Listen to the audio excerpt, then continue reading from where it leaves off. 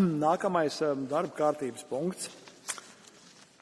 Komisijas paziņojums, lēmums uzlikt naudas sodu uzņēmumam Google, aizstāvot preses un mediju brīvību Eiropas Savienībā.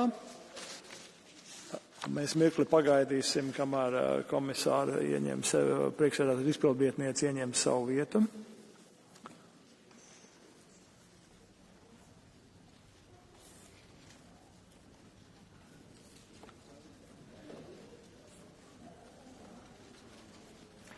Madame Ribera, Executive Vice President, you are ready. Your floor is yours, please. Good afternoon, dear President, honourable members of the Camera. It is a great pleasure to be here this afternoon with you. Thank you for putting forward this very important debate on a very relevant topic. The state of the media and press sector in the European Union, because we know today perhaps more than ever that we need a strong, independent, reliable and diverse media sector to support democratic debates and help to preserve the core European values that we once took for granted. Let me begin by underlining the importance of Euro's competition rules and of a strong enforcement in the digital sector, and also of the broader European laws that protect media independence and diversity, such as the Media Freedom Acts and the Audiovisual Media Services Directive, as well as our digital rulebook, the Digital Markets Act and the Digital Service Act. Then I come into an overview of a relevant decision we took not so far ago. On September the 5th, the Commission made public the resolution stating that we had found that Google abused its dominant position in the display advertising technology or Adtech industry for well over a decade. Google illegally favoured its own Adtech services to the detriment of its competitors, advertisers and online publishers. Its behaviour resulted in higher prices for advertisers and a smaller cut for ad publishers, such as news media organisations.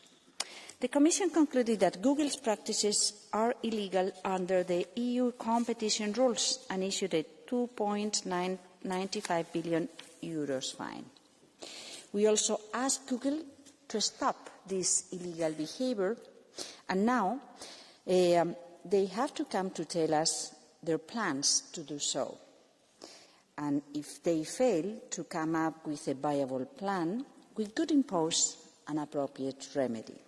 Our decision makes clear that Google needs to propose measures that eliminate its extensive conflicts of interest in the Adtech industry. For the time being, our view is that a structural remedy seems to be needed to ensure this. Allow me to make a comment on the relevance of the Adtech industry.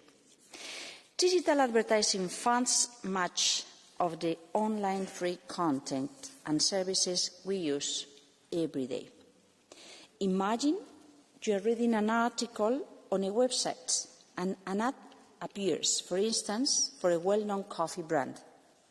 What looks like a simple ad is actually the result of a complex process powered by digital advertising technologies.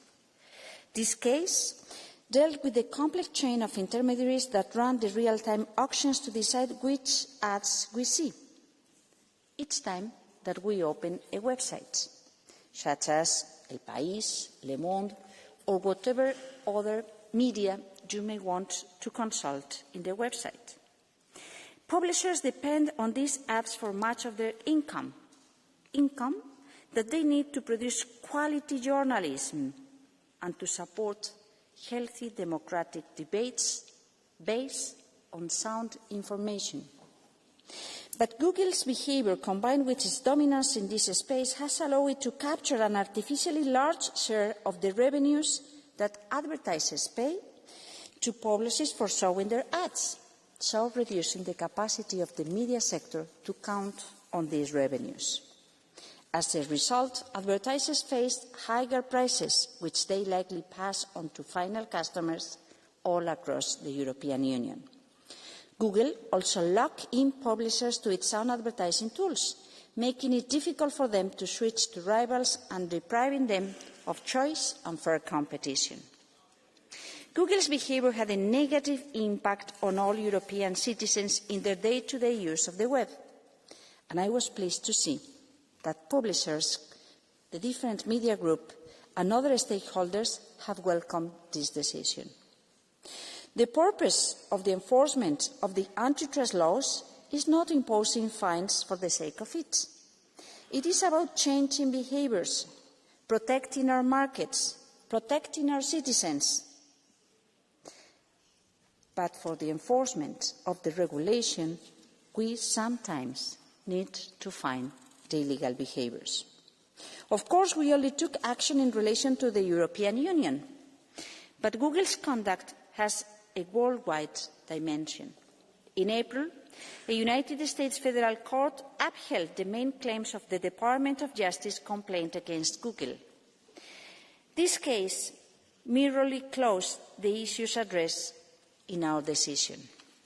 That court also recently heard arguments on the remedies Google should put in place and is expected to issue a decision in the coming months. There is therefore room to ensure that Google puts in place an effective remedy on both sides of the Atlantic to address its inherent conflicts of interest. This is also the message I share to my counterpart in the United States when I met her in New York recently, and our technical teams have been in close contact as we enter in the final stage. But this decision should not be seen in isolation. As you know, our digital rulebook, especially the Digital Markets Act and the Digital Services Act, is designed to make online advertising more transparent for advertisers, publishers and consumers, shedding light on what it is often called a black box. And there is another important issue in this debate. Press publishers and media organisations not only face anti-competitive behaviour in online advertising, but may also be confronting even bigger threats. I am, of course, referring to the growing use of AI-powered summaries of news and other content, often used without consent or payment and potentially in breach of copyright laws. Because things are moving very fast when it comes to AI, which of course brings enormous opportunities and potential, but at the same time, real risk and the threat to the media sector is one of them. In parallel, we have just launched the evaluation of the 2009 broadcasting communication. And let me also mention that last year, the co-legislators adopted the European Media Freedom Act, which sets out measures to safeguard media independence and pluralism in the internal market. It includes, in alignment with the safeguard laid down in the Digital Services Act, protections against the unwarranted removal of legitimate media content by very large online platforms, as well as new transparency requirements for advertising and audience measurement. Moreover, the Commission is evaluating the Audiovisual Media Services Directive to check if it is still meeting the needs of today's evolving market and technological realities. Looking ahead, our upcoming European Democracy Shield will outline measures to strengthen the sustainability of the media sectors across the European Union and combat practices that can undermine democratic processes and fair elections across our Union. I'm looking forward to hearing your comments, and for the time being, I only have to add, thanks a lot. Thank you very much. Now